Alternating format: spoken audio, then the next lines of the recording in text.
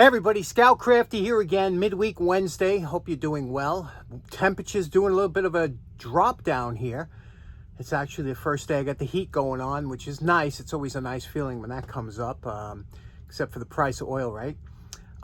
Couple things to talk about today. On the weekend, we had a rainy first half of the weekend, and there was a farm show at Zagray that I usually hit, but unfortunately it was rained out the first couple days. But I was supposed to go up to my girlfriend's house on Sunday and cut up some pallets. And for those of you that have cut up any pallets, it's kind of a thankless job, and it's a pain in the neck. Pallet wood it's a hard wood, usually oak or maple. A lot of times the pallets are treated with chemicals. It's just not something you want to be around, but you know, they got to be kind of torn up sometimes to get rid of them.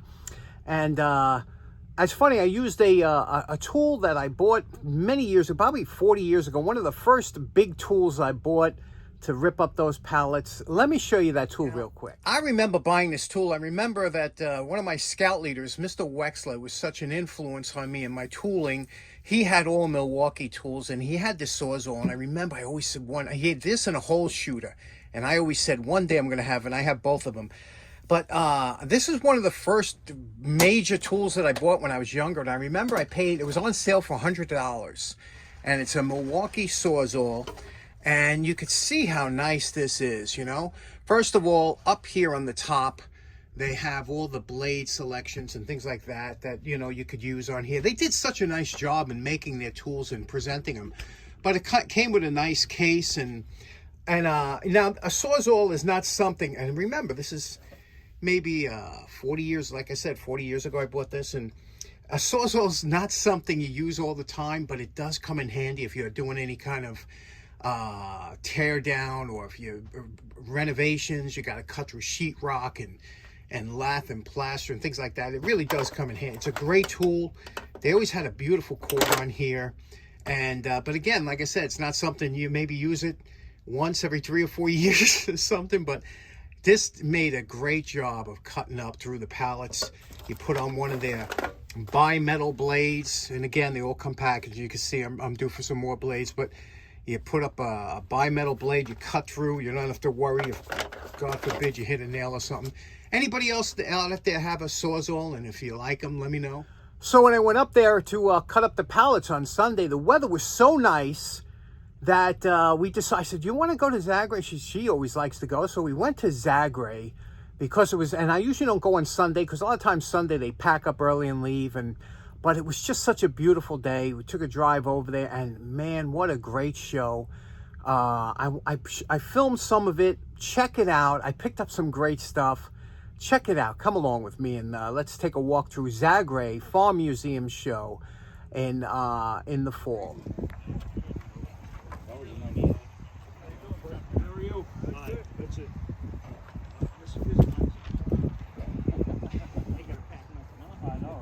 I'll see you guys later. Thanks, Armin. Yeah. Take care. 4,000, 4,500, 5,000, and 5,500. Now, this is Bob that you're going to see in the red shirt there, and he's kind of famous at these shows because he comes in with a bunch. He must do clean-outs or something, and the first couple days his tables are $1 or 50 cents, but by Sunday, every table he has, everything there is 25 cents a piece. Now, there are some smaller things on the table. You just grab a bucket. He has a couple dozen buckets there. You grab a bucket, you fill it up, you go over to him, and he says $4. You know, it's never a lot of money. You always walk away from Bob's tables with a great deal, and there are so many hidden gems mixed in there. So it's just worth it to go there. And of course, look at these nice buckets of hardware. Oh, that kills me, but I got no room, right?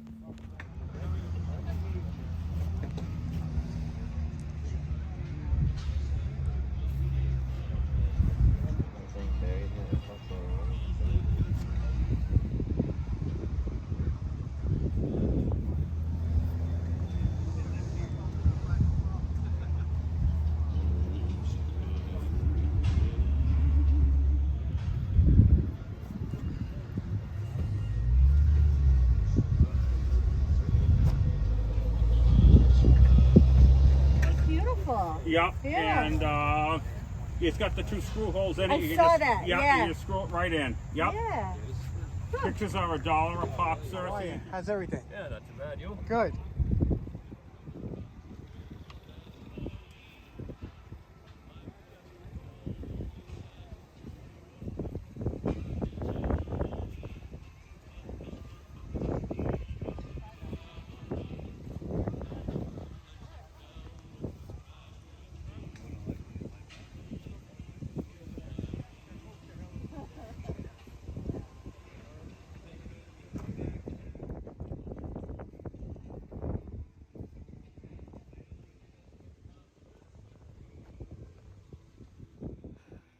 Am I the only one that thinks snow cats are just awesome? Here in New York, we don't get much snow anymore, but shit, how cool is this thing?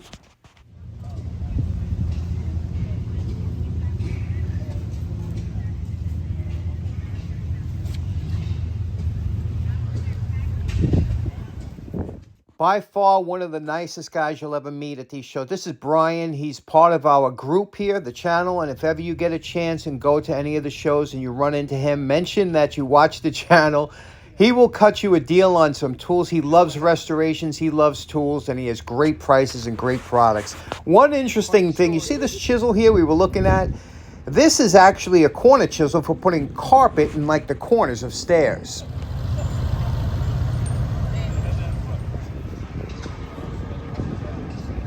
How are you? Okay. Want to look at it?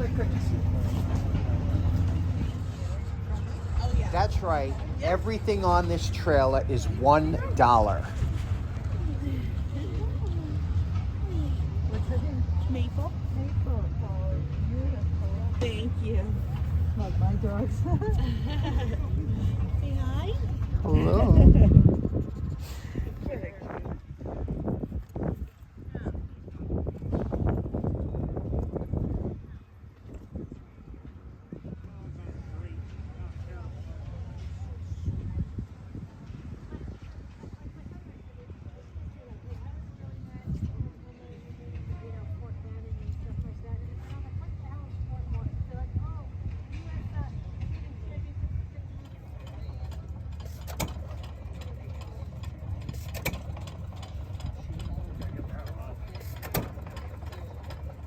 Now, I have no idea what make or model this is, but what a beautiful piece of work that machine is right there. Huh? And let's talk about shovels. See the head of this shovel? This is the longest shovel I've ever seen. I think it was like 15 feet long. They said they used it for like septic systems and also for big ditches.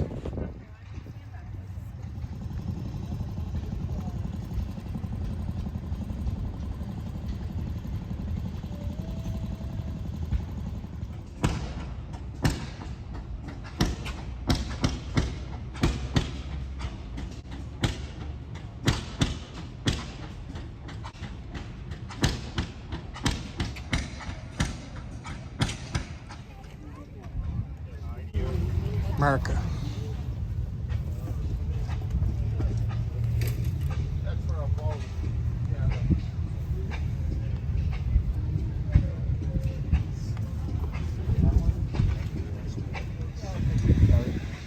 Okay, so this is what I picked up at the show. I know I stopped buying tools, but you'll see why I picked these up when you see what I paid.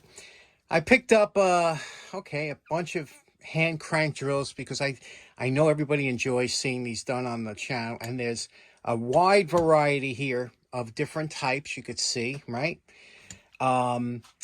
Picked up the only thing that is different here. This one I picked up at the Dollar Trailer. You saw me pick up this Tremo, so I bought that. But that was the only thing I paid $1 for. Everything else that you see here was 25 cents. So it came out to the whole thing, everything on this table that I bought, it was $7. $7 for everything you see.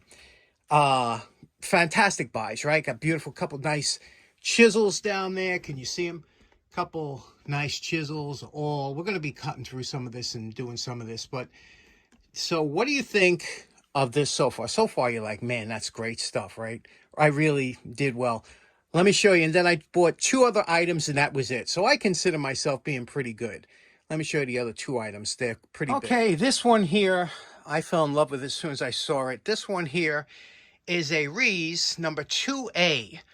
These were really interesting jacks. And this one here, I saw when I first went there. You could see the condition it's in.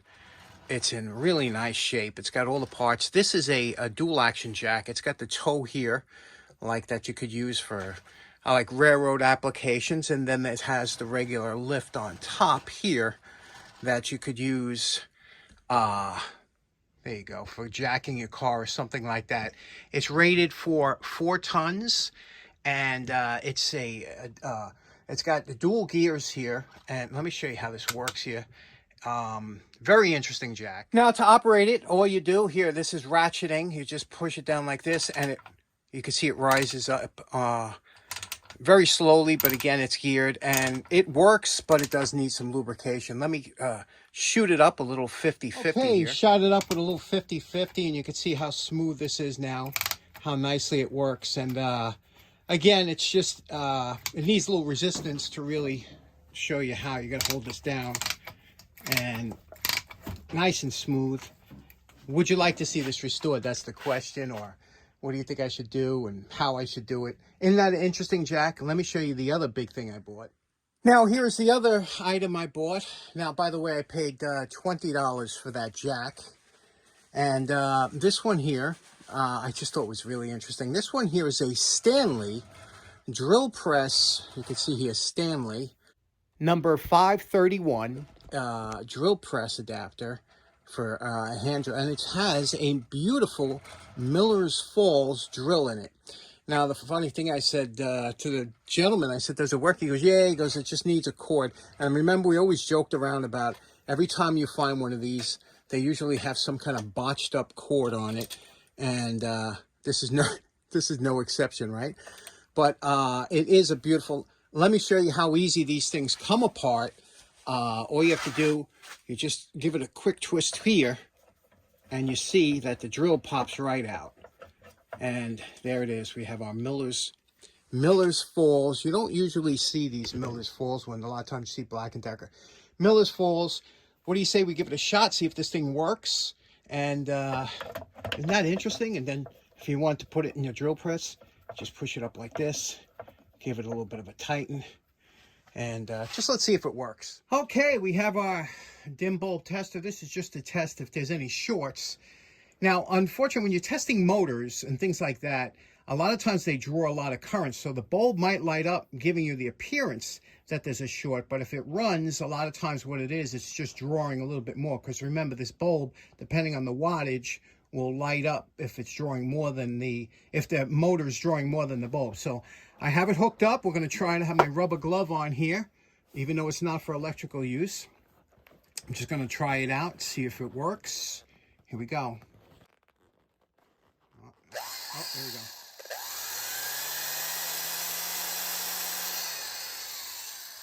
Okay, so it does work. There was some, a little bit of juice here. That's from the bulb. I'll plug it in direct now that we know there's no direct shorts, or else this wouldn't have worked and the bulb would have came on real bright.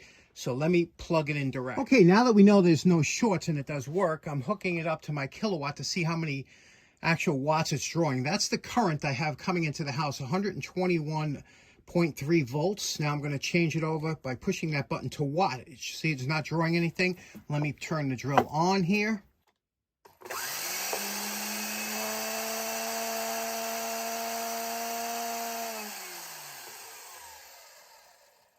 Okay, you can see we drew about 127, 130 watts. Okay, so from the calculations we got, we're drawing about 130 watts. And again, at 121 volts, that's just over an amp, you know, with no load, which is fine. This thing's rated for 2.5 amps, as you can see. So you can see this, you know, it's running very good. It's got a little bit of a, you know, again, with these die-cast casings, when you put them in there, it's got a little bit of a stress crack. Again, this would be more just of a fooling around drill. It did have a nice little area that you could put the chuck key here, which we're missing. But anyway, the drill worked. But this is really what I wanted, was the drill press stand. Now, the cast ones with the cast handles, a little bit harder to find. This is a Stanley. I do have a nice Stanley power drill that would go nicely in here. It would clamp in here. The handle clamps in here. It's still got the square face nut, and you can see here, look how smooth it is. It's not even lubricated, and it has a good amount of travel. That's what I wanted. So anyway, for the two of those together, the entire unit was $20. $20, so I really couldn't pass that. Now, those are some interesting items I got there, right? Now, which one do you think was the best buy for the dollar? Now, I know you look at that jack, you say, well, those jacks go for a pretty penny, and they do. The Reese 2A jacks were very collectible, and that one's a 4-tonner, so it's still usable today. So that's a nice jack. That could be worth the money. Or was it the Stanley drill press stand, which are hard to find with the cast handles? That was good. The Miller's Fall drill that came with it, was that the good? But believe it or not, the best buy in that entire bunch, let me show you. Now, believe it or not, this was probably the best deal of the day. And I know you're looking at that going, what? It's just a regular claw hammer, you know? But first of all, I paid 25 cents for this, okay? So that's a good deal to begin with, but look what it is. Can you see that there? This is called the Decker. It's a 21-ounce forged in USA. That means this is a Hart Decker hammer, which is very collectible, especially that size, 21-ounce. And you don't find these around too much.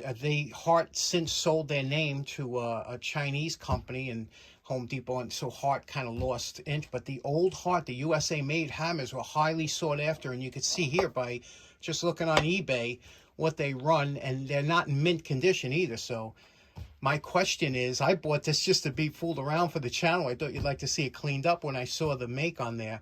What do you think I should do with this one? Interesting, right? Okay, so in closing, that was a fun episode. Thanks for taking the trip to Zagray with me. And tell me what you think, what your favorite item was, what you'd like to see restored first. And what do you think my best buy was? Okay, have a great day. We'll see you again on Friday. Take care now. Bye-bye. And remember, don't be stingy with the 50-50.